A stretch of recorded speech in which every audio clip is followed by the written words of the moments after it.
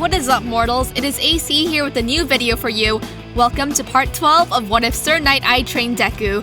I just wanted to greet you guys by saying, sit back and relax, you're in for a treat. So here we begin.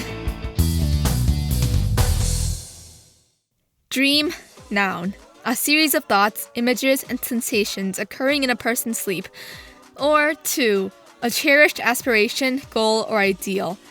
By definition, a dream was unreal, either a fabrication or figment of one's seeking imagination. When the dream is reached, it ceases to be. As a symbol of peace, All Might can't dream of being the symbol of peace. Likewise, as a hero in training, it was hard for Izuku to conciliate his childish fabrications of a hero's reality with the slivers of truth he'd lived through. Even now, with the sports festival dawning upon the world, an event so grandiose it might as well build the future of the victors, he couldn't really keep his mind from wandering. To the USJ, to Sir's words from long ago, to All Might and his knowledge and warnings and quests. When the festival was announced, he'd been shocked. Wow, so normal! Or so it went. But coming to terms with the shift in normalcy was a lesson Izuku was hard-pressed to conform to, and thus his little flash of grandeur and normality was tainted by the certainties of a grim, heroic reality. A shift in normalcy indeed, and one he had accepted. The day he accepted one for all. Izuku had accepted its burden, the fate of living the rest of his days with the weight of the world on his shoulders. A weight he'd been prepared to withstand by Sir. A weight he'd craved when all he'd had to carry was shame. And even crazier is, he didn't regret it. Not one bit. So, as the gates to the first task opened wide, he let his eyes pass through Todoroki's half-shocked gaze, keeping them both on the invisible horizon beyond the sealed gates. Sorry, Todoroki. He knew that the heterochromatic boy had his own valid reasons to struggle, but Izuku was there to prove something as well, and he wouldn't let All Might down. The gates opened. Wow, this is it! President Mike loudly exclaimed from outside, presumably from within his booth, though if Izuku were to judge by the volume alone, he'd say the man was standing right next to his ear and screaming, "The young miracles you all came to see! Give it up for..." Out of the shadows and into the light, Class 1A walked into the limelight with the excited confidence they could only hope would one day feel real, beckoned by the glorious cries of a loving crowd. Class 1A! The crowd went wild. The sheer excitement in the air was frankly overwhelming, and the cacophony of voices that coalesced within his ears as an audience of manic judges was even more so. It was absurd, honestly. There had to be over 1,000 spectators there to gawk at their performance. This, too, was clearly another step in Yui's amazing hero training, to judge our performances while so many gaze upon us. Trust Tenny to assess the situation with an unclouded outlook. It could really be quite intense. Alas, however, Izuku's mind was on something else entirely. This is way too many people! The harsh life of an introvert. It took all of Izuku's strength not to faint right there and then. In the end, it was Sir's meditation exercise that helped him to keep his cool. The loud chorus of endless panic faded into a murmur on the back of his head, and he focused on his breathing, somewhat unbothered. Somewhat. Okay, quiet down, fair play, and for that, player rep, Midoriya Izuku! A dozen heads turned to him. Pekago's face, frozen in a facsimile of cool, stared straight into his soul, and Izuku was momentarily surprised by the lack of hatred in the boy's gaze. Instead, there was something else. Determination. Alas, Izuku was too busy panicking internally. Him. Player rep. Because he scored first. What? Izuku thought. What? Izuku said, proving that his brain didn't always outrun his mouth. He was internally panicking, as you do, but on autopilot, stepped into the podium anyway. He had been warned, of course. Kind of. Aizawa had said that the student who scored first place would have to make a speech on fair play. It had just kind of eluded him in his half-aware state, resulting from all the recent chaos that he was the one who scored first. Izuku inhaled deeply. Focus on your oxygen. Tell the world you are here, All Might had told him. All right. We pledge. Izuku said out loud, his voice clear and 1,000,000,000 times more confident than he really felt. It was a wonder he hadn't yet collapsed and fainted, really. To participate fairly and to the best of our abilities, and to push ourselves to our limit. We pledge to treat all my opponents with respect, and to do our best to honor them. Yeah, this was good, but it wasn't good enough. As a class rep, it was a good speech. as All Might's successor. So Izuku closed his eyes and channeled his inner Katsuki. And I, he continued, emphasizing the I to make sure they all got it was personal. pledge to win.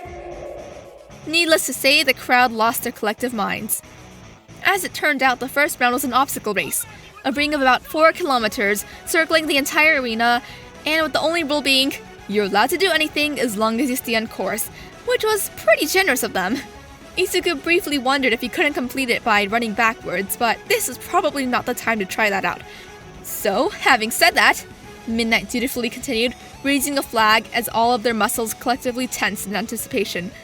Uraraka narrowed her eyes, Bakugo clenched his fists, Sero spread his arms, Ida straightened his glasses, and Izuku watched, learned, and focused. Start! For the slow, the gate would be the first filter. They'd get crowded and stuck and would lose time. For the quick, it was a matter of initiative. If you keep your wits, you'd outrun the mass. Wonderful answered his call like an eager hound, with a burst of adrenaline and power he'd long since associated with it. Every hair on his body stood on end, and his eyes suddenly ablaze with emerald electricity. The ground under his feet exploded as soon as he heard it, with little more than a cloud of dust to mark his spot. He was in the air and moving forward before his classmates knew what had happened. No. Todoroki was right by his side, just a little behind him and sliding on his ice across the floor. The boy swiped his arms, and suddenly Izuku was forced to maneuver around a wall of ice that sprouted from the ground and attempted to slam into him while also blocking those behind him. Clever, but he wasn't expecting that.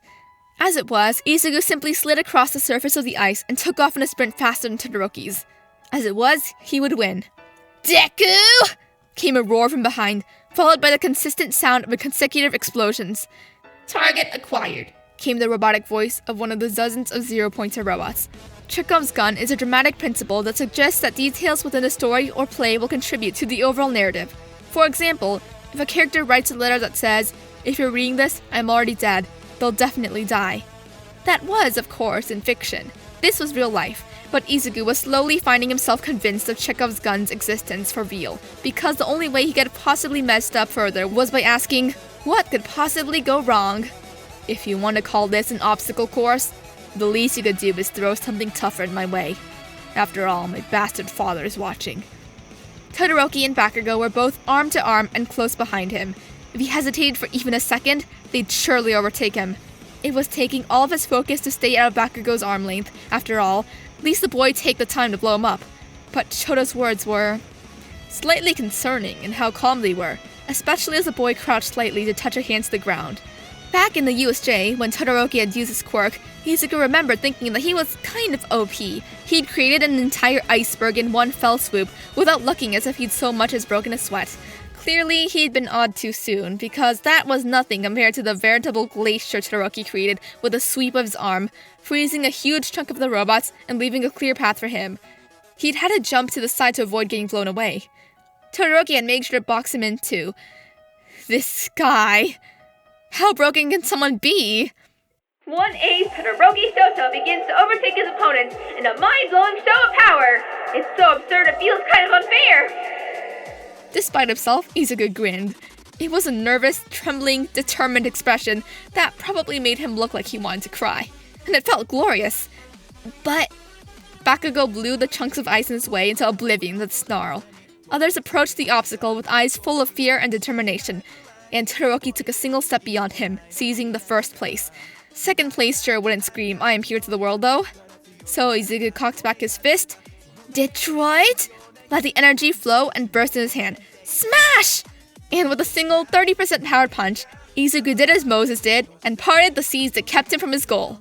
It didn't break his fist, but it sure hurt as if it did. The following explosion, however, hurt even more. Shards of ice and granite violently scattered throughout the stage, slamming into walls and people alike. The same move that let him keep moving made fragments of ice slam into Todoroki and Bakugo. It was somewhere between a promise and a challenge. I won't go down this easily, it said. Izuku leaped over the glacier, crashed into the ground, and retook his mad dash for the finish. And just behind him, Bakugo screamed, not in rage but in manic excitement, and blew up the air to push himself forward or damn die trying. With an arm, he reached for Izuku's back, explosions cracking in his palms. but they both quickly had to jump to the side to avoid another spike of ice, courtesy of Shoto, who took the opportunity to overtake them once again. After that, the dash was on once more. 1A's 3 stars are all damn close, with Todoroki in lead by a hair's width. They blew through the robots like it was nothing, but let's see if our second obstacle will be as easy. It came into view right then. A hole with huge spikes of rock to serve as islands, all connected by ropes. A glorified tightrope run for most. It's the fall! But none of them would fall. Thank you all for indulging yourselves in the story thus far. I hope you enjoyed it. Now, there are a few more things that I like to go over before the video ends.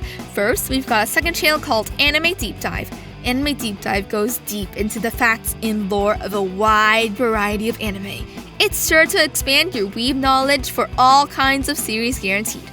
On top of that, we have a third channel called We the Celestial Naruto Whips. It's what we do on this channel already, but in the vast world and lore of Naruto. Go check it out if you're in the mood for some jutsu action. Secondly, on behalf of We the Celestials, I'd like to thank everyone involved in the production of today's awesome content. Their details will be in the description below. Lastly, if you're interested in what we do here with the Celestials, then I would like to extend out an invitation to join the team, the only caveat being we only accept members 16 years and up to join our crew. You can sign up for whichever category fulfills your interest by joining the recruitment Discord using the link in the description below. Our Discord is an all-around fantastic place to be. Whether you're a fan or looking to join our band of misfits, we're always looking for members to join us. Well, that's it from us for today's video, so thank you all for watching and have a great day!